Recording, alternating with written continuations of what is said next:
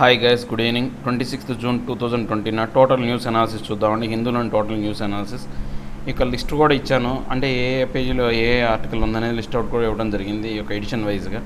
ఇక first article వచ్చేసి మనకు ఎడిటోరియల్ కాలంలో ఉన్నటువంటి why China is being aggressive along the LAC. అంటే ఇప్పుడు ఈ లైన్ ఆఫ్ యాక్చువల్ కంట్రోల్ దగ్గర మన భారతదేశంతో చైనా ఇంత అంటే యుద్ధపూరితమైన వాతావరణం కావచ్చు, లేకపోతే ఇంత అగ్రెసివ్గా అంటే యుద్ధానికి కయ్యానికి కాలు దువ్వే విధంగా ఎందుకు ఉంటుంది అనే దానికి సంబంధించినటువంటి ఆర్టికల్ అనమాట.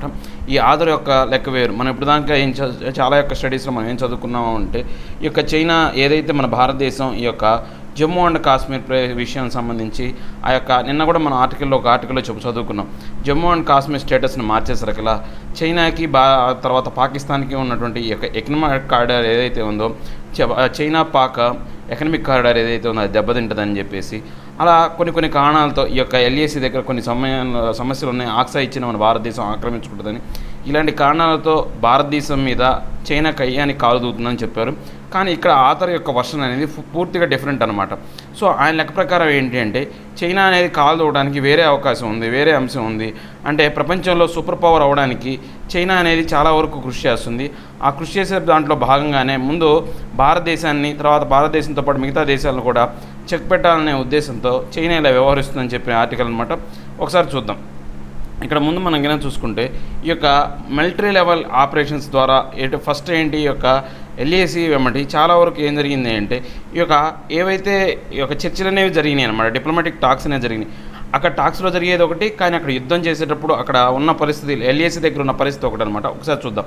Multiple round of military level and diplomatic talks since the clashes at the Galwan valley in eastern Ladakh to ease the tensions and disengage. అంటే ఇప్పుడు చాలా వరకు మల్టీ రౌండ్స్ మల్టీ లెవెల్లో జరిగినాయన్నమాట. అంటే ఈ యొక్క ఇంటర్నేషనల్ అఫైర్స్ మినిస్టర్ అవ్వచ్చు, లేకపోతే ఈ యొక్క ఎక్స్టర్నల్ అఫైర్స్ మినిస్టర్ కావచ్చు, వాళ్ళకి మధ్య జరిగినాయి, కమాండర్ లెవెల్లో జరిగినాయి, తర్వాత మేజర్ లెవెల్లో జరిగినాయి. ఇలా రకరకాల లెవెల్స్లో ఈ గాల్వన్ వ్యాలీలో ఎప్పుడైతే ఈ ఉద్రిక్త పరిస్థితులు ఏర్పడినాయో లడాక్ ఈస్టర్న్ ఏరియాలో ఈ యొక్క టెన్షన్స్ని తగ్గించడం కోసం, తర్వాత అక్కడున్న సోల్జర్స్ని డిస్ఎంగేజ్ చేయడం కోసం, అంటే అక్కడ నుంచి వాళ్ళని ఉపసంహరించడం కోసం చాలా టాక్స్ జరిగినాయన్నమాట. Other present tensions are likely to be solved through quick fixes, ground situation is more complex. అంటే ఇప్పుడున్న పరిస్థితుల్లో ఏంటి అంటే ఈ యొక్క పరిస్థితులు అనేవి అంత తొందరగా సాల్వ్ అయ్యే పరిస్థితులు కావాలన్నమాట. ఈ గ్రౌండ్ సిచ్యువేషన్ అనేది ఇంకా మోర్ కాంప్లెక్స్గా ఉంది. అంటే మనం చూడటానికి ఒక రకంగా ఉంది, కానీ అక్కడ ఉన్న ప్రజెంట్ పొజిషన్ ఎల్ఏసీ దగ్గర పొజిషన్ అనేది ఇంకా చాలా కష్టతరంగా ఉంది పొజిషన్ అని చెప్తున్నాను అనమాట. May take more time than Doklam stand off in 2017లో డొక్లామ్ స్టాండ్ ఆఫ్ జరిగింది మనకు. సో అది దగ్గర 70 days పాటు ఈ యొక్క డొక్లామ్ స్టాండ్ ఆఫ్ అనేది ఒక 70 days అనేది జరిగిందనమాట. సో అంతకన్నా ఎక్కువ టైమే పట్టచ్చు ఈ యొక్క పరిస్థితి సాధారణమైన పరిస్థితి రావడానికి అని చెప్పేసి ఆధార్ చెప్తున్నాను అనమాట. India has always remained cautious to not upset Chinese domestic and geopolitical sensitivities, avoid some criticizing China on controversial topics, its repression on protest in Hong Kong, its dispute with Taiwan, etc. అంటే మన భారతదేశం ఈ యొక్క China వ్యవహార శైలి మీద ఎప్పుడు జాగ్రత్తగా ఉంటుంది అనమాట. చాలా జాగ్రత్తగా ఉంటుంది. దీనికి సంబంధించి ఈ యొక్క జియో పొలిటికల్ సెన్సిటివ్ అంశాలైనటువంటి కొన్ని అంశాల మీద మన భారతదేశం ఎప్పుడు కూడా ఆ టాపిక్ మీద కాంట్రవర్షియల్గా ఎప్పుడు వివాదాస్పదంగా ఎప్పుడు మాట్లాడదాం అనమాట. దీనికి సంబంధించి హాంకాంగ్లో జరుగుతున్న పరిణామాలు అనేవి మనం ఆల్రెడీ కొన్ని ఆర్టికల్స్లో మనం చూసాం. హాంకాంగ్లో ఈ యొక్క చైనా పీపుల్ కాంగ్రెస్కి వ్యతిరేకంగా ఏదైతే ఉందో వాళ్ళు కొంతవరకు దాన్ని వ్యతిరేకిస్తారని చెప్పేసి అలాంటి అంశాల గురించి మన చైనా యొక్క సంబంధించిన అంశం గురించి భారత్ అనేది ఎక్కడా ప్రస్తావించదు. ఏది స్వదేశంలో కావచ్చు, మల్టీలేటరల్ స్టేజెస్లో కానీ ఎప్పుడు మాట్లాడదు. తర్వాత తైవాన్కి చైనాకి ఎప్పుడు కూడా ఈ యొక్క వివాదం అనేది ఉంది. ఆ వివాదాన్ని గురించి చైనా అనేది కలగజేసుకోదన్నమాట. భారత్ అనేది చాలా సెన్సిటివ్ అయిన అంశాలలో చాలా జాగ్రత్తగా వ్యవహరిస్తుంది అనమాట. Situation leading to current tensions between India and China. అంటే భారతదేశానికి ఈ యొక్క చైనాకి టెన్షన్స్ రావడానికి ముఖ్యమైనటువంటి అంశాలు ఏంటో చూద్దాం. Local factors are internal matters of India. అంటే ఎప్పుడు కూడా ఏదైనా ఒక దేశానికి, అంటే మన సరిహద్దు దేశాలైన దేశాలకి ఎప్పుడూ సమస్య వస్తుందంటే ఈ యొక్క పొరుగు దేశాలు అనేవి వాటి యొక్క పక్క దేశంలోని అంతర్గత విషయాల్లో ఎప్పుడైతే చర్చించడం మొదలు పెడతాయో, లేకపోతే అంతర్గత విషయాల్లో ఎప్పుడైతే జోక్యం చేసుకోవడం మొదలు పెడతాయో అప్పుడు ఆ రెండు దేశాలకి వివాదం అనేది ఏర్పడుతుంది అనమాట. కానీ మన భారతదేశం అనేది ఎప్పుడు కూడా అలా చేయలేదు. India's infrastructure upgrade along the LAC to uphold the principle of equal security. ఇప్పుడు మన భారతదేశం ఏం చేస్తుందంటే ఈ యొక్క లైన్ ఆఫ్ యాక్చువల్ కంట్రోల్ దగ్గర ఇన్ఫ్రాస్ట్రక్చర్ మౌలిక సదుపాయాలను ఏర్పాటు చేస్తుందన్నమాట.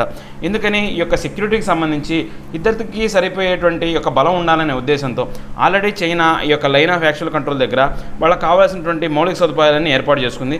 మన భారతదేశం కూడా తన యొక్క రక్షణాత్మకమైన దృష్టితో వాళ్ళు ఏం చేస్తున్నారంటే అక్కడ ఈ యొక్క మౌలిక సదుపాయాలు అంటే రోడ్ల నిర్మాణాలు కానీ లేదా పెద్ద పెద్ద ట్యాంకర్లను మోహరించడం కానీ ఆర్మీకి సంబంధించిన సహాయపడే అంశాలన్నింటినీ కూడా అక్కడ ఏర్పాటు చేస్తున్నారు అనమాట. India's decision to the change status of Jammu and Kashmir and Ladakh. ఇప్పుడు మనం ఇంకో పాయింట్ ఏంటి, స్టేటస్ మనం Jammu and Kashmir status Ladakh status అనేది. ఈ second point, because of the above China believed it last India strategically to west thinking India is acting west interest.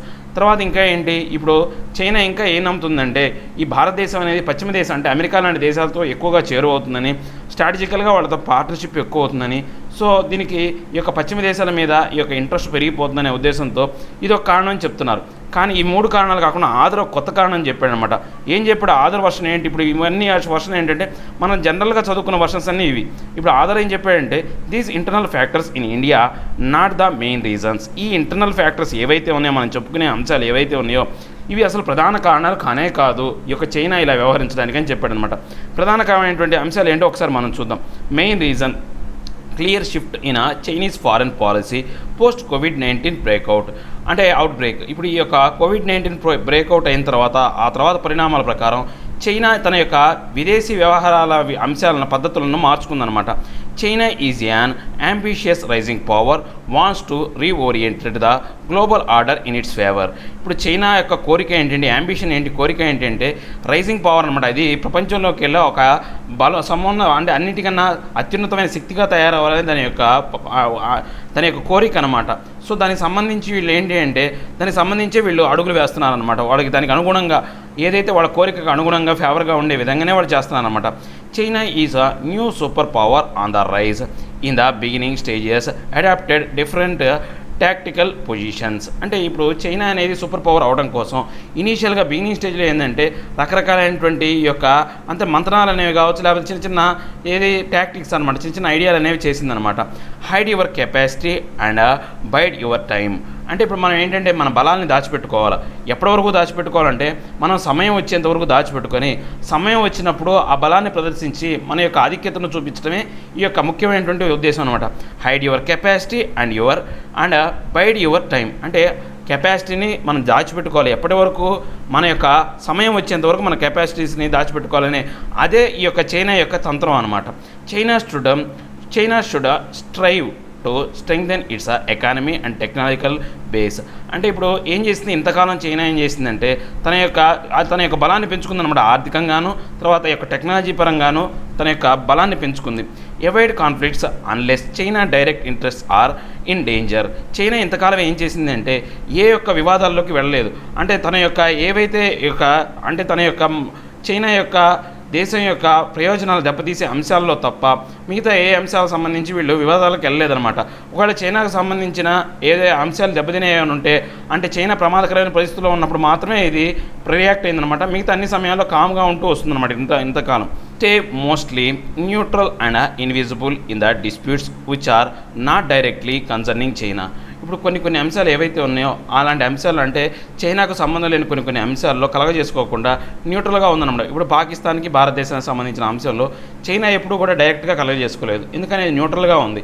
So అలాంటి చూడండి strategy worked well for China had few decades of uninterrupted growth was almost forgotten as a potential opponent by the west.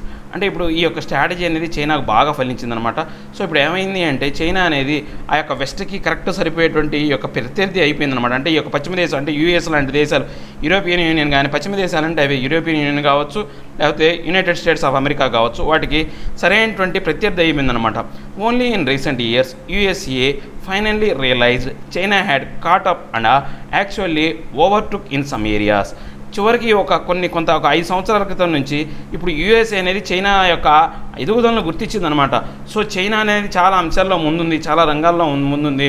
కొన్ని అంశాల్లో America కన్నా చాలా ముందని చెప్పేసి America గుర్తించిందన్నమాట. ముఖ్యంగా దేని గురించి అని చెప్పాలంటే 5G టెక్నాలజీకి సంబంధించి చైనా అనేది హువాయ్ కంపెనీ అనేది చాలా అడ్వాన్స్గా ఉందన్నమాట. దీనికి సంబంధించిన పర్మిషన్స్ అనేవి యూకే కూడా చైనా నుంచే యాక్సెప్ట్ అయినాయి అనమాట. ఫస్ట్ అమెరికా నుంచి వాళ్ళు తీసుకోలేదు. ఇప్పుడు ఈ కోవిడ్-19 కారణంగా ఆ యొక్క ఒప్పందం రద్దయింది, కానీ యాక్చువల్గా దీనికి సంబంధించిన కాంట్రాక్ట్ అనేది ఫస్ట్ చైనాకే వచ్చిందనమాట. Pandemic caused devastating effects on global economy is struggling to recover, globalisation has come to a halt. ఇప్పుడు ఈ పెండమిక్ ఏమైంది, పూర్తి వినాశనాన్ని కలగజేసింది అనమాట. సో గ్లోబల్ ఎకానమీ మొత్తం నాశనం అయిపోయింది. సో గ్లోబల్ ఎకానమీ మళ్ళీ తిరిగి పునరుద్ధరింపబడాలి అంటే చాలా వరకు ఇబ్బందులు పడుతుందన్నమాట. సో గ్లోబలైజేషన్ కూడా ఇప్పుడు ఏమైంది, గ్లోబలైజేషన్ అనేది పూర్తిగా ఆగిపోయింది. అంటే ఎవరు కూడా వేరే దేశాల మీద ఆధారపడే పరిస్థితి లేకుండా తమ సొంత దేశంలోనే అంటే ముడి సామాన్లు తయారు చేసుకోవాలని చెప్పేసి ఒక నిర్ణయానికి వచ్చారనమాట. సో అది కూడా ఆగిపోయింది, గ్లోబలైజేషన్ అనేది ఆగిపోయింది అనమాట. USA is taking aggressive position towards China for some period. ఇప్పుడు గత కొంతకాలంగా చూసుకుంటే చైనా అనేది ఈ ట్రేడ్ వార్లో యూఎస్ఏతో చాలా వరకు యూఎస్ఏ అనేది దానికి వ్యతిరేకంగా ఉందన్నమాట. సో చాలా వరకు యూఎస్ఏ అనేది చైనాకి అగ్రెసివ్గా ఉందన్నమాట. But USA is presently reeling under COVID-19 crisis. ఇప్పుడు కానీ ఈ యొక్క యూఎస్ అనేది మాత్రం ఇప్పుడు చైనా కోవిడ్-19 క్రైసిస్లో బాగా తలమురుగైంది. పర్ డే 25,000 కేసులు అనేవి అమెరికాలో ఫైల్ అవుతుంది అనమాట.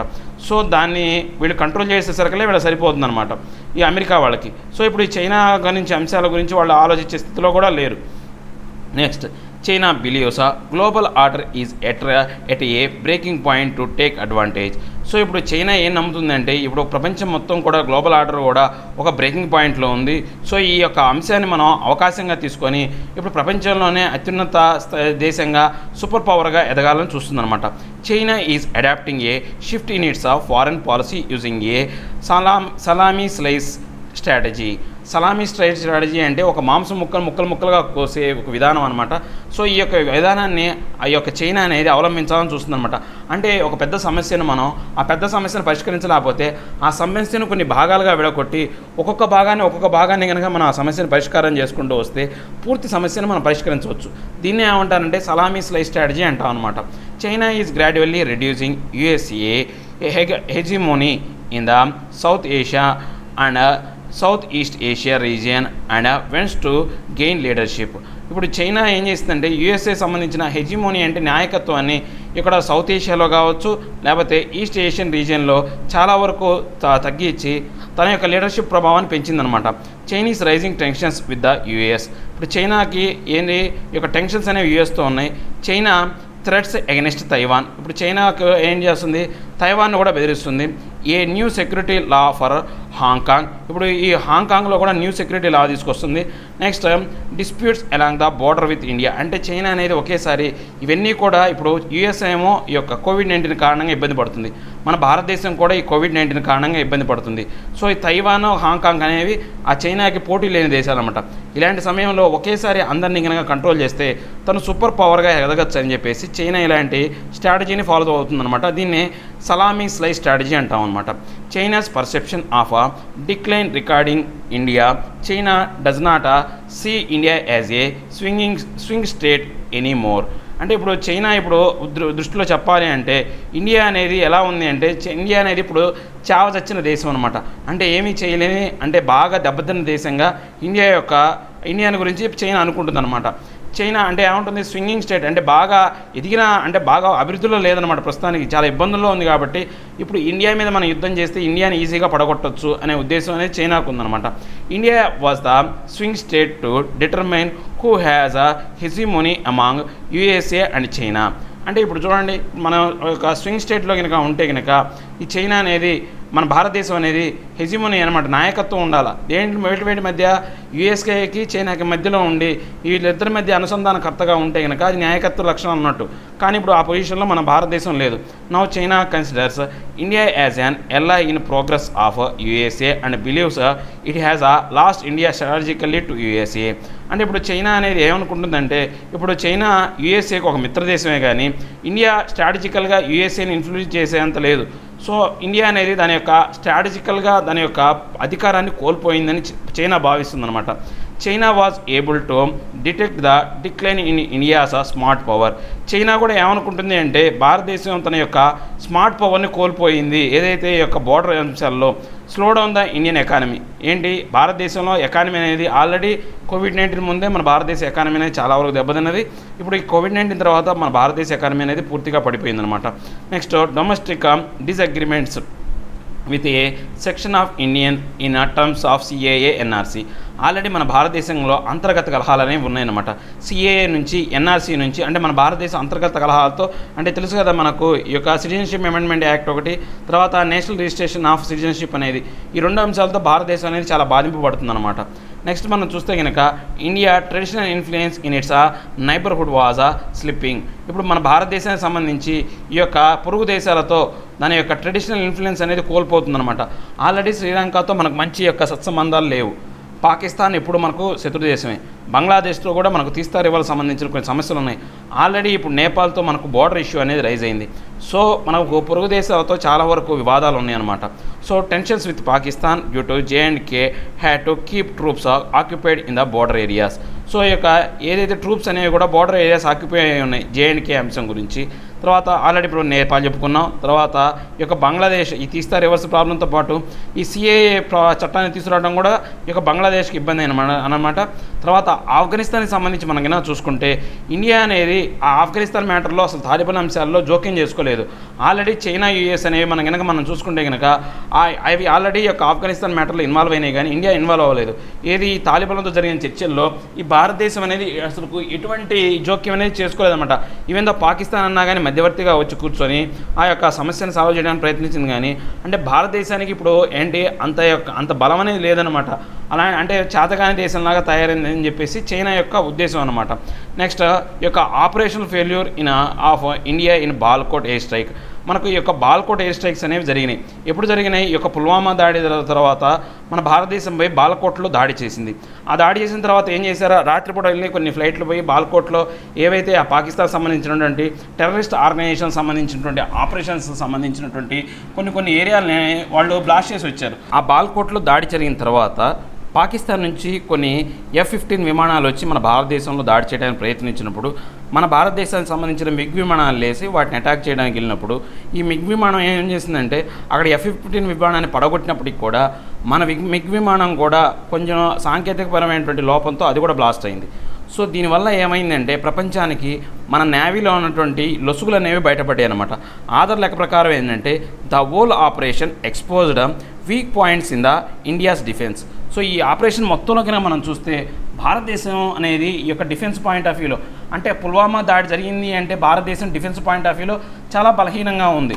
ఆ తర్వాత జరిగినటువంటి ఈ యొక్క బాల్కోట్ దాడిలో బాగా సక్సెస్గా ఉన్నప్పటికీ కూడా ఆ తర్వాత మళ్ళీ F-15 విమానాలు మన భారతదేశంలోకి వచ్చి దాడి చేసేంత వరకు అంటే ఇదంతా కూడా డిఫెన్స్ వైఫల్యం. దాంతోపాటు మన యొక్క ఒక మిగ్ విమానాన్ని కూడా కోల్పోయాం. ఇదంతా కూడా డిఫెన్స్ వైఫల్యం అనేది కనపడుతుంది అన్నమాట ప్రపంచానికి. Ultimately China's message it is not deterred by India which is considered by US as a counterweight or a counterbalance to China rise. So ఇప్పుడు ఇవన్నీ చూస్తే కనుక చైనా అనేది భారతదేశం అనేది చైనాకు అసలు పోటీ ఇవ్వలేదు. ఏదైనా కౌంటర్ బ్యాలెన్స్ ఇవ్వగలిగే దేశం ఏదైనా ఉంది అంటే అది యుఎస్ మాత్రమే. Geo political power status gained by India during Doklam stand of is declining because of the recent stand of. అంటే ఇప్పుడు మనకు జియో పొలిటికల్ పవర్ స్టేటస్ అనేది మన భారతదేశం ఈ డోక్లామ్ ఇన్సిడెంట్లో కొంత సాధించింది. డోక్లామ్ ఇన్సిడెంట్లో యాక్చువల్గా మన భారతదేశం అనేది భూటాన్ తరపున అంటే దానికి సహాయార్థకంగా వెళ్ళింది. సో మనం ఎప్పుడైతే ఇద్దరు స్టాండ్ ఆఫ్ వెనక్కి వెళ్ళిపోయామో భూటాన్ అనే అంశాన్ని మనం పట్టించుకోకుండా ఓన్లీ మన యొక్క ప్రయోజనాలు తీసుకొని మనం వెనక్కి తగ్గామన్నమాట. Conclusion, China aggressive along LAC is a strategic trap. అంటే ఇప్పుడు మనం కనుక చూస్తే కనుక ఈ చైనా అగ్రెసివ్ అనేది మొత్తం కనుక దాని యొక్క వ్యూహాత్మకమైన ఒక ట్రాప్ అనమాట. ఏది మన భారతదేశం యొక్క ఈ యొక్క LAC దగ్గర మన భారతదేశాన్ని కవింపు చర్యలు చేయడం అనేది. India is in the position partly because of the lack of depth in strategic thinking. ఇప్పుడు మన భారతదేశం ఇలాంటి పరిస్థితి రావడానికి కారణం ఏంటంటే మన వ్యూహాత్మకమైనటువంటి ఆలోచన అనేది మన భారతదేశం లేకపోవడం వల్లే ఇలాంటి సమస్యలు అనేవి ఏర్పడినాయి అనమాట. Need of the our India need a national security strategy focused on neighbourhood realism. అంటే ఇప్పుడు మన భారతదేశానికి ఈ యొక్క సమయంలో అనివార్యం ఏంటి అంటే నేషనల్ సెక్యూరిటీ స్ట్రాటజీ ఫోకస్డ్ అనేది ఒకటి కావాలి. సో దాంట్లో ఎలా ఉండాలి అంటే అది ఈ యొక్క మన పొరుగు దేశాలతో రియలిజం అనేది అక్కడ ఏం జరుగుతుందో దాన్ని ప్రతిబింబించే విధంగా మనం చర్యలు తీసుకోవాలి. అంతేగాని అక్కడ ఒకటి జరిగితే మన ఊహాజనితంగా ఇంకో చర్యలు తీసుకోవడం అనేది సరైన విధానం కాదని ఆధార్ చెప్తున్నాడు అనమాట. ఇవి ఇక నెక్స్ట్ మనం చూస్తే కనుక ది మయోపియా ఆఫ్ 2020 హిండ్సైట్. ఈ యొక్క మయోపియా హిండ్సైట్ అనేది ఇది రాసింది అంటే శ్యామ్ సరన్ అనమాట. సో ఈయన ఒకప్పుడు ఈ యొక్క ఫారెన్ అఫైర్స్ అనమాట, ఫారెన్ సెక్రటరీ అనమాట, మన భారతదేశానికి సంబంధించినటువంటి ఫారెన్ సెక్రటరీ అనమాట. సో ఆయన రాసిన ఆర్టికల్ అనేది ఒకసారి చూద్దాం. Judging history through the prism of the present can be very damaging to foreign policy formula. అంటే ఇప్పుడు మనం కనుక హిస్టరీ అనే దాన్ని ఎప్పుడైనా సరే మనం హిస్టరీ చదివేటప్పుడు ఎలా చదవాలి అంటే ఇప్పుడున్న సమకాలీన పరిస్థితుల్ని ఉద్దేశం మనసులో పెట్టుకొని ఎప్పుడూ కూడా చరిత్రను చదవకూడదు. అలా కనుక చదివితే ఈ యొక్క ఫారెన్ పాలసీ ఫార్ములా అనేది దెబ్బతింటుంది. ఇప్పుడు మనకు చైనాకి ఒకప్పుడు మన హిస్టరీలో చూసుకుంటే 1962లో ఆ యొక్క హిస్టరీ కనుక మనం చదివేటప్పుడు ఇప్పుడున్న పరిస్థితులు చైనా వ్యవహరిస్తున్న విధానాన్ని దృష్టిలో పెట్టుకొని చదివామనుకోండి మనకు రియల్ మ్యాటర్ రాదు. అప్పుడు 1962 అంశాలు అనేవి మనకు తెలిసి ఉండాలి. సో పాకిస్తాన్తో అయినా సరే ఏ దేశంతో అయినా సరే మనం చరిత్ర గురించి మాట్లాడుకునేటప్పుడు ఇప్పుడున్న పరిస్థితుల్ని ఆలోచించుకోకూడదు. ఇప్పుడు యుఎస్ మన భారతదేశానికి మిత్రు దేశం అయింది. సో ఒకప్పుడు 1971లో మన భారతదేశానికి వ్యతిరేకంగా పాకిస్తాన్కి సపోర్ట్గా వచ్చింది. అలాంటి దేశం గురించి మనం ఆలోచించేటప్పుడు ఇప్పుడున్న పరిస్థితుల ప్రకారం యుఎస్ గురించి ఆలోచిస్తే అప్పుడు విషయం అనేది నిజానికి బయటపడదు. అలా ఆలోచించకూడదని చెప్తున్నాను అనమాట. Success or failure in foreign policy can only be properly assessed in the light of then historical circumstances and the then regional and international environment. మనం ఎప్పుడు కూడా ఈ యొక్క సక్సెస్ కానీ ఫెయిల్యూర్ అని ఫారెన్ పాలసీ సంబంధించి మనం చూస్తే కనుక ఎప్పుడూ కరెక్ట్గా వస్తుందంటే మనం ఈ హిస్టారికల్ సర్కమ్స్టాన్సెస్ అంటే ఈ యొక్క చారిత్రకమైనటువంటి ఈ యొక్క పర్యవసానాలు ఏవైతే ఉన్నాయో పరిణామాలు ఏవైతే ఉన్నాయో వాటి సరైన వెలుగువంతమైన దృష్టిలో చూసినప్పుడు మాత్రమే అప్పుడు అర్థమవుతుంది. సో రీజనల్ కానీ ఇంటర్నేషనల్ ఎన్వైరన్మెంట్లో ప్రకారం చూడాలన్నమాట. Foreign policy should not fall victim to very narrow and cynical jousting in domestic politics. ఈ యొక్క ఫారెన్ పాలసీస్ మనం చూసేటప్పుడు ఎప్పుడు కూడా నేరో మైండెడ్గా చూడకూడదు. సో ఇది ఏంటంటే బ్రాడ్ మైండెడ్గా ఈ యొక్క డొమెస్టిక్ అంశాలను దృష్టిలో పెట్టుకొని చూడాలన్నమాట. Irrespective of ideological or potential perception successive governments in India have upheld India's interest firmly and judicially. అంటే ఇప్పుడు మనం ఏమైనా చూసుకుంటే ఈ యొక్క ఐడియాలజికల్గా చూసుకుంటే పొలిటికల్ పర్సెప్షన్ ప్రకారం చూసుకుంటే సక్సెసివ్ గవర్నమెంట్స్ అనేవి కనుక మనం చూసుకుంటే ఇండియా ఇంట్రెస్ట్ ప్రకారమే ఉంటాయి అన్నమాట.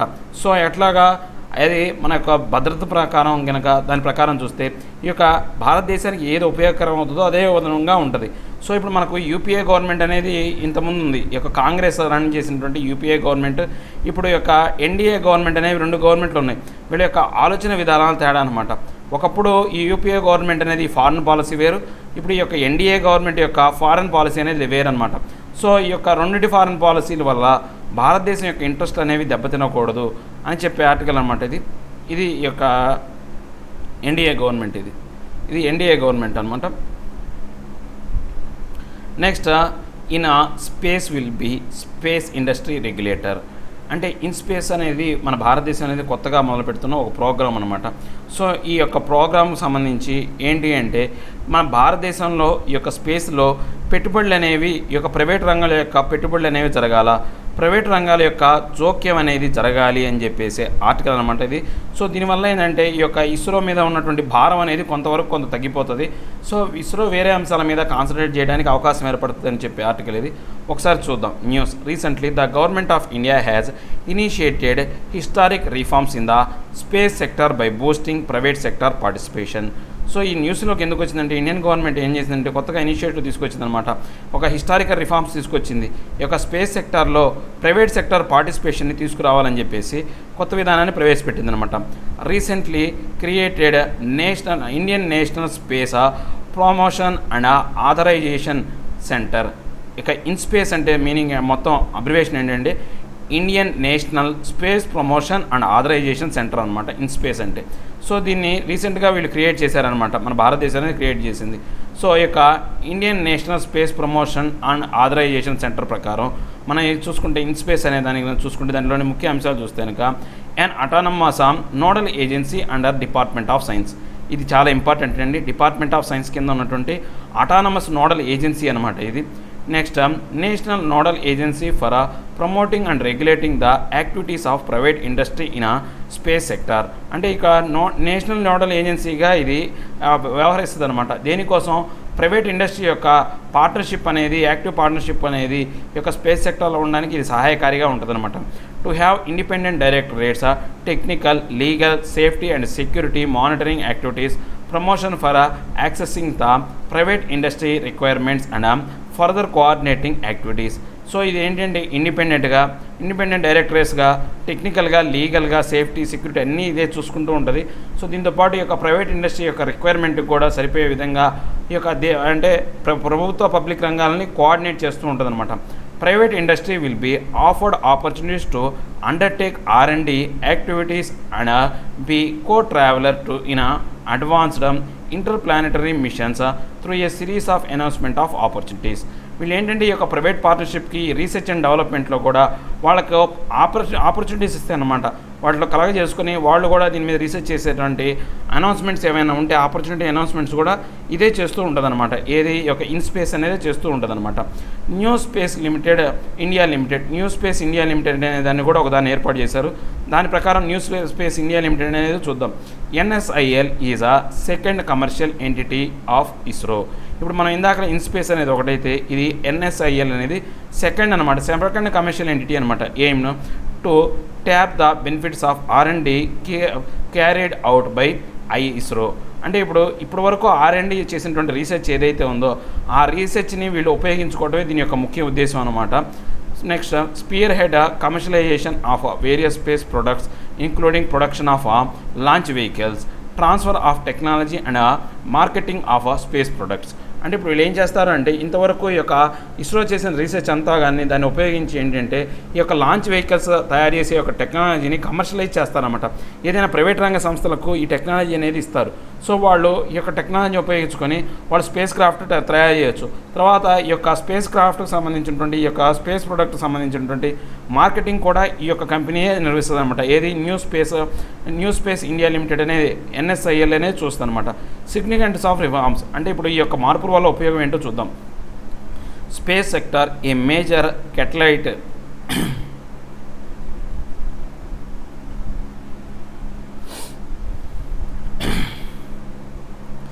space sector a major catalytic role in a technical advancement and expansion of over industrial base. అంటే ఇప్పుడు ఈ స్పేస్ సెక్టర్ అనేది చాలా వరకు ఏంటంటే ఒక మధ్యవర్తి లాగా ఉంటుందన్నమాట. ఈ యొక్క టెక్నికల్ అడ్వాన్స్మెంట్కి కానీ అండ్ తర్వాత ఈ యొక్క ఎక్స్పాన్షన్ ఇండస్ట్రియల్ బేస్ మీద అభివృద్ధి చేయడానికి ఇది ఒక మధ్యవర్తి లాగా ఉంటుందన్నమాట. Enhance the socio economic use of the space assets and activities. ఇప్పుడు ఏదైతే స్పేస్ అసెట్స్ సంబంధించిన యాక్టివిటీస్ ఏవైతే ఉన్నాయో సోషియో ఎకనామిక్ పరంగా అవన్నీ కూడా ఇదే చూస్తుంది అనమాట. NSIL to of load ISRO from some operational activities so as to focus on R&D development of advanced technology, exploration missions, human space flight mission and capacity building. అంటే ఇప్పుడు ఈ యొక్క NSIL ఏం చేస్తుందంటే ఇస్రో మీద ఉన్నటువంటి కొంత భారాన్ని తగ్గిస్తుంది అనమాట. దీనికి సంబంధించి ఇప్పటివరకు లాంచ్ వెహికల్స్ కానీ తర్వాత ఈ యొక్క ఏవైతే శాటిలైట్స్ ఉన్నాయో అవన్నీ కూడా ఆ భారం అంతా కూడా ఇస్రో మీదే ఉండేది, వాటిని తయారు చేసే భారం. ఇప్పుడు ఈ NSIL అనేది ప్రైవేట్ రంగ సంస్థలకి ఈ భారాన్ని అప్పచెప్పి వాళ్ళు తయారు చేసే విధంగా టెక్నాలజీని వాళ్ళకి ఇవ్వడం వల్ల వాళ్ళు తయారు చేస్తారు. ఇప్పుడు ఆ పనుల నుంచి ఇస్రో ఫ్రీ అయిందనుకోండి, ఇప్పుడు ఇస్రో అనేది ఇంకా రీసెర్చ్ అండ్ డెవలప్మెంట్ అనేది బాగా చేసి ఈ యొక్క కొత్త అడ్వాన్స్డ్ టెక్నాలజీని డెవలప్ చేయడానికి, తర్వాత ఈ యొక్క ఎక్స్ప్లోరేషన్ మిషన్స్ అంటే ఈ యొక్క అంతరిక్షాన్ని కనుగొనడం కోసం చేసే మిషన్స్ ఏవైతే ఉన్నాయో అవి, తర్వాత హ్యూమన్ స్పేస్ ఫ్లైట్ అంటే హ్యూమన్స్ అనే వాళ్ళని అంతరిక్షంలో పంపించడానికి సంబంధించినటువంటి ఏవైతే ఈ యొక్క డెవలప్మెంట్ ఏమైతే ఉందో రీసెర్చ్ అండ్ డెవలప్మెంట్ మీద వీళ్ళు కాన్సన్ట్రేట్ చేసే అవకాశం ఉంటుందన్నమాట. large scale employment in the technology sector and India becoming a global technology power house. అంటే ఇప్పుడు దీనివల్ల ఏమవుతుందంటే ఎంప్లాయ్మెంట్ అనేది బాగా అంటే ప్రైవేట్ రంగ సంస్థలు కనుక దీంట్లో ఇన్వాల్వ్ అవుతాయి ఈ యొక్క ప్రైవేట్ రంగ సంస్థల ద్వారా చాలా వరకు ఎంప్లాయ్మెంట్ అనేది వస్తుంది. సో ఈ యొక్క టెక్నాలజీ రంగంలో సో ఈ యొక్క గ్లోబల్ టెక్నికల్ పవర్ హౌస్గా మన భారతదేశం తయారవుతుంది అనమాట. ఆల్రెడీ మన భారతదేశం అనేది ప్రపంచంలోకెల్లా అత్యంత తక్కువ రేటుతో ఈ యొక్క స్పేస్ ఆపరేషన్స్ చేసే దేశం అనమాట. సో దీనివల్ల ఇంకా రేట్లు తగ్గించవచ్చు. సో మన భారతదేశానికి ప్రపంచవ్యాప్తంగా ఈ యొక్క గ్లోబల్ టెక్నికల్ పవర్ హౌస్గా తయారవుతుంది. Other proposals a new satellite navigation policy అంటే ఈ యొక్క శాటిలైట్ నావిగేషన్ పాలసీ అనేది మనకు నావిగేషన్ చేయడానికి సంబంధించిన పాలసీకి సంబంధించి కొత్త దాన్ని తీసుకురావాలా. Suitable changes in remote sensing data policy and the satcom అంటే satellite communication policy for an open and inclusive space sector. ఈ శాటిలైట్ కమ్యూనికేషన్ సంబంధించి, తర్వాత ఆ పాలసీకి సంబంధించి, తర్వాత రిమోట్ సెన్సింగ్ డేటా పాలసీకి సంబంధించి, ఇంకా మనకు ఇంక్లూజివ్ స్పేస్ సెక్టర్లో, ఇంకా ఓపెన్ అండ్ ఇంక్లూజివ్ స్పేస్ సెక్టర్లో అందరికీ అందుబాటులో, అంటే ప్రైవేట్ రంగ సంస్థలు కూడా దీంట్లో ప్రాతినిధ్యం వహించే విధంగా వీళ్ళు చర్యలు తీసుకోవడం అనేది దీని యొక్క నెక్స్ట్ ప్రపోజల్స్ అనమాట. ఇక మనం నెక్స్ట్ ఆర్టికల్ చూసుకుంటే, armed gangs ruled in Nagaland governor. అంటే ఇప్పుడు నాగాల్యాండ్లో పరిస్థితి ఎలా ఉంది అంటే, ఈ ప్రభుత్వానికన్నా అక్కడ కొన్ని సాయుధ దళాలనే ఉన్నాయన్నమాట. అంటే ఇప్పుడు మన యొక్క ఆంధ్రప్రదేశ్లో నక్సలైట్లు ఎలాగనో అలానే అక్కడ టెర్రరిస్టుల గ్రూపులు కావచ్చు, లేకపోతే కొన్ని సాయుధ బలగాలు అనేవి, ఆ యొక్క సాయుధ దళాలు అనేవి నాగాల్యాండ్ని ఏలుతున్నాయని చెప్పేసి అక్కడి గవర్నర్ అయినటువంటి ఆర్ఎన్ రవి అనే అతను ఒక లెటర్ రాశాడు అనమాట. సీఎంకి సంబంధించి ఈ సినారియోకి సంబంధించి ఒక లెటర్ రాశాడు. సో లా అండ్ ఆర్డర్ అనేది పూర్తిగా ఈ యొక్క నాగాల్యాండ్లో కొలాప్స్ అయిందని చెప్పేసి ఆయన చెప్పాడు అనమాట. దానికి సంబంధించినటువంటి న్యూస్ ఆర్టికల్. దీంట్లో నాగాల్యాండ్కి ఉన్న ఆ స్టేట్కి ఉన్నటువంటి ప్రత్యేకమైనటువంటి హోదా ఒకటి. ఇప్పుడు మనకు భారతదేశంలో ఉన్న అన్ని రాష్ట్రాలకు కూడా ఆర్టికల్, ఇప్పుడు మన కాశ్మీర్ చూసుకుంటే ఆర్టికల్ 370 ఉంది, మన ఆంధ్రప్రదేశ్ చూసుకుంటే ఆర్టికల్ 370D ఉందన్నమాట. సో ఇప్పుడు ఈ నాగాల్యాండ్కి ఆర్టికల్ 371, మన ఆంధ్రప్రదేశ్కి అయితే ఆర్టికల్ 371D, నాగాల్యాండ్కి అయితే ఆర్టికల్ 371A ఉందన్నమాట. సో ఈ యొక్క ఆర్టికల్స్ ప్రకారం అనేది ఈ రాష్ట్రాలకు కొన్ని ప్రత్యేకమైనటువంటి అధికారాలు అనేవి ఇవ్వడం జరిగిందనమాట. దానికి సంబంధించిన ఆర్టికల్ ఈ యొక్క అది 371A అనేది దేంట్లో భాగం అంటే మన భారతదేశంలో పార్ట్ 21లో భాగం. మనం ఆల్రెడీ నిన్న ఒకటి చూసాం, ఆర్టికల్ 340ని పార్ట్ 16లో భాగంగా మనం చూసాము. ఆర్టికల్ 340 దేన్ని డిస్కస్ చేస్తుంది అంటే, ఓబీసీకి సంబంధించినటువంటి ఏవైనటువంటి కొన్ని మోడిఫికేషన్స్, అంటే అదర్ బ్యాక్వర్డ్ క్లాసెస్ సంబంధించినటువంటి ఏవైనా కానీ మార్పులు చేర్పులకు సంబంధించి ప్రెసిడెంట్ దాని మీద కొన్ని మార్పులు చేర్పులు చేయమని ఒక ఆర్డినెన్స్ను పాస్ చేయొచ్చు అనమాట. దాన్ని ఆర్టికల్ 340 అంటాం. ఆ ఆర్టికల్ 340 అనేది పార్ట్ 16లో ఉంది. ఇక్కడ ఆర్టికల్ 371A ఇది పార్ట్ 21లో ఉందన్నమాట. సో ఇలాంటి అంశాలు వచ్చినప్పుడు మాత్రమే మనం ఈ ఆర్టికల్స్ కానీ పార్ట్స్ కానీ మనం గుర్తుపెట్టుకోగలం అనమాట. సో వీళ్ళు జాగ్రత్తగా మీరు ఒకసారి చెక్ చేయండి. నెక్స్ట్ న్యూస్లో చూసుకుంటే, constitutionally established state government is being challenged. అంటే రాజ్యాంగపరంగా ఉన్నటువంటి ఈ యొక్క రాష్ట్రం ఏదైతే ఏర్పడిన రాష్ట్రం ఏదైతే ఉందో ఇప్పుడు అది సవాళ్ళను ఎదుర్కొంటుందన్నమాట. Armed gangs running their own governments undermining state machinery. So వాళ్ళు ఏంటి, యొక్క రాష్ట్రాల యొక్క మిషనరీ ప్రకారం వాళ్ళ యొక్క ఆర్మ్డ్ గ్యాంగ్స్ అనేవి ఆ రాష్ట్రాన్ని పాలిస్తున్నాయి అన్నమాట. Next levying illegal taxes on every commodity. అంటే వాళ్ళు ఏం చేస్తున్నారంటే ఇల్లీగల్ ట్యాక్సెస్ అనేవి ప్రతి వస్తువు మీద వాళ్ళు ఏర్పాటు చేస్తున్నారు అనమాట, ఈ యొక్క ఆర్మ్డ్ గ్యాంగ్స్ అనేవి. దానివల్ల ఆ కమోడిటీ రేట్ అనేది రోజు రోజుకి పెరిగిపోతూ ఉందన్నమాట. Extorting money from goods carrying trucks at gunpoint. వీళ్ళు ఏం చేస్తున్నారు, తుపాకులు చూపించి భయపెట్టి ఏవైతే ఈ యొక్క గూడ్స్ క్యారియర్స్, అంటే ఈ యొక్క ట్రాన్స్పోర్ట్లో ఉన్నటువంటి ఈ యొక్క గూడ్స్ క్యారియర్స్లో ఉన్నటువంటి వస్తువుల మీద వాళ్ళు పన్ను వసూలు చేస్తున్నారు. దీనివల్ల ఆ యొక్క ట్రాన్స్పోర్టేషన్ కాస్ట్ అనేది పెరిగిపోతుందన్నమాట. National highways projects are stalled. ఇప్పుడు నేషనల్ హైవే ప్రాజెక్ట్స్ అనేవి ఏవైతే ఉన్నాయో వాటికి కాంట్రాక్టులు దాన్ని బెదిరించి ఆ నేషనల్ హైవే ప్రాజెక్టుకు సంబంధించి ఇన్ని కోట్లు ఉందనుకోండి, దాంట్లో 5% అనేది మాకు షేర్ కావాలి అని చెప్పేసి ఈ ఆర్మ్డ్ బలగాలు అనేవి వాళ్ళని బెదిరించడం వల్ల వాళ్ళు ఆ షేర్ ఇవ్వలేక ఆ యొక్క పూర్తిగా ఆ ప్రాజెక్ట్ అనేది వాళ్ళు నిలిపివేస్తున్నారు అనమాట. So governor assuming powers under article 371A of the constitution. ఇప్పుడు గవర్నర్కి కొన్ని అధికారాలు ఉన్నాయన్నమాట. 371A కింద కొన్ని అధికారాలు ఉన్నాయి. Transfer and posting of officials entrusted with the maintenance of law and order in certain categories will be with the approval of the governor. So ఇప్పుడు ఏంటి, ఎవరినైనా ట్రాన్స్ఫర్ చేయడం కానీ పోస్టింగ్ హైయర్ అఫీషియల్స్ని అక్కడ నమ్మదగ్గ వ్యక్తుల్ని అక్కడ ట్రాన్స్ఫర్ చేసి అక్కడ సంబంధించి లా అండ్ ఆర్డర్ని కంట్రోల్ చేయడానికి సంబంధించి గవర్నర్ కొన్ని అప్రూవల్స్ అనేవి ఇవ్వచ్చు అనమాట. సో ఈ యొక్క ఆర్టికల్ 371A అనేది special provision to the state of Nagaland అనమాట. సో దానికి సంబంధించి కొన్ని అంశాలు అనేవి చూద్దాం. Notwithstanding anything in the constitution. అంటే ఇక్కడ కాన్స్టిట్యూషన్ సంబంధం లేకుండా కొన్ని అంశాలు ఉన్నాయన్నమాట. No act of the parliament is a respect of. అంటే ఏ చట్టం కూడా ఈ యొక్క 3 అంశాలలో ఈ యొక్క నాగాల్యాండ్ అంశాల్లో జోక్యం చేసుకోవడానికి అధికారం అనేది పార్లమెంట్కి లేదనమాట. Regional social practice of Nagas. అంటే రిలీజియస్కి సంబంధించి కానీ లేకపోతే ఈ యొక్క సామాజికపరమైనటువంటి ప్రాక్టీస్కి సంబంధించి నాగాస్ సంబంధించిన అంశాల్లో ఈ యొక్క పార్లమెంట్ అనేది కలగజేసుకోకూడదు. Naga custody laws and procedures. వాళ్ళ యొక్క చట్టాలు కస్టడీ లాస్ కానీ Naga customary law and procedure అవంటే లా అండ్ ఆర్డర్ సంబంధించిన ప్రొసీజర్లో ఈ యొక్క పార్లమెంట్ చట్టాలు చేయడానికి ఆస్కారం లేదనమాట. Administration of civil and criminal justice involving decision according to the Naga customary law. ఈ యొక్క అడ్మినిస్ట్రేషన్ సంబంధించి సివిల్ క్రిమినల్ జస్టిస్ సంబంధించి వాళ్ళ యొక్క చట్టం అనేది వాళ్ళ సపరేట్గా ఉందన్నమాట. Ownership and transfer of land and it's resources, అంటే ఈ యొక్క ల్యాండ్కి సంబంధించిన అంశాలకు కూడా వాళ్ళకు ప్రత్యేకమైనటువంటి అధికారం ఉందన్నమాట రిసోర్సెస్ సంబంధించి. So shall apply to the state of Nagaland unless the legislative assembly of Nagaland by a resolution so decides. అంటే ఇప్పుడు ఏంటి, వీళ్ళు ఏదైనా కానీ ఒకవేళ ఈ నాగాల్యాండ్కి సంబంధించి పార్లమెంట్ ఏదైనా చట్టం చేయాలి అంటే నాగాల్యాండ్ లెజిస్లేటివ్ అసెంబ్లీ అనేది ఒక రెజల్యూషన్ అనేది పాస్ చేయాలన్నమాట. అప్పుడు మాత్రమే ఈ యొక్క పార్లమెంట్కి అధికారం ఉంటుంది. సో ఇక్కడ గవర్నర్ ఆఫ్ నాగాల్యాండ్కి సంబంధించి ఈ యొక్క ఆర్టికల్ 371A పార్ట్ 1 అంటే పార్ట్ 21లో ఉన్నటువంటి ఆర్టికల్ 371Aలో ఉన్నటువంటి ఫస్ట్ క్లాజ్ ఆఫ్ క్లాజ్ బిలోకి మనం చూసుకుంటే the governor of Nagaland shall have special responsibility with respect to law and order. Law and order సంబంధించి ఆయన కొన్ని స్పెషల్ రెస్పాన్సిబిలిటీస్ అనేవి ఉన్నాయన్నమాట. సో ఈయన ఏం చేయొచ్చు, ఈ యొక్క ప్రెసిడెంట్ యొక్క రెసిపియంట్ ఆర్డర్ ప్రకారం ఏంటంటే ఆయన అక్కడ లా అండ్ ఆర్డర్ని చర్యలు తీసుకోవడానికి మళ్ళీ ఆయన ఏవైనా చేయొచ్చు. సో ఎప్పటి వరకు చేయొచ్చు అంటే మళ్ళీ ప్రెసిడెంట్ తన యొక్క ఆదేశాలను ఉపసంహరించుకునేందువరకు నాగాల్యాండ్లో ఆ గవర్నర్ యొక్క ఏదైతే ఆధిపత్యం అనేది ఉంటుందన్నమాట. ఇక నెక్స్ట్ మనం ఆర్టికల్ చూస్తే Tirupur district ranks first in Tamil Nadu for usage of ఈ సంజీవిని అంటే ఏంటంటే ఇప్పుడు మనం ఆల్రెడీ ఈ మెడిసిన్ అనే దాన్ని చూసాం. ఈ మెడిసిన్ అంటే ఈ మెడిసిన్కి మరో పేరు ఈ సంజీవిని అనమాట. ఒకసారి చూద్దాం. దీంట్లో సర్వీస్ ప్రకారం ఏంటంటే టెలిమెడిసిన్ సర్వీస్ అనేది ఒక లాంచ్ చేయబడింది అనమాట. ఎవరు చేశారు, minister of health and family welfare సంబంధించిన ఈ మినిస్టర్ అనే అతను ఈ యొక్క టెలిమెడిసిన్ అనే దాన్ని ఏర్పాటు చేశాడనమాట. సో ఇది ఓపీడీ అనమాట, అంటే అవుట్ పేషెంట్ డిపార్ట్మెంట్. అంటే పేషెంట్ అనేవాడు ఎవడు కూడా హాస్పిటల్కి రావాల్సిన అవసరం లేదు.